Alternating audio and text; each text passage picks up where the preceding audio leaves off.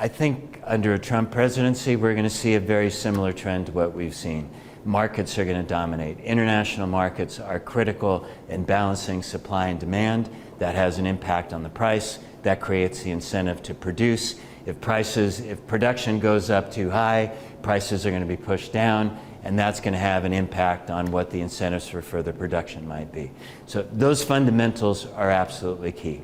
China, as I mentioned, is critical. Chinese demand has been the biggest source of growth in the oil markets over the past years. That dynamic is changing into the future.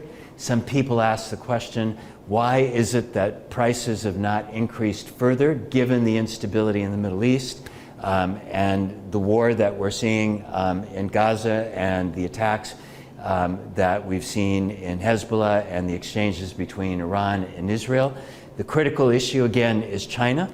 The majority of the oil that goes through the Strait of Hormuz is going to East Asia and China in particular. Iran cannot afford to attack those ships because China is the principal client. Saudi Arabia, China again is the principal client.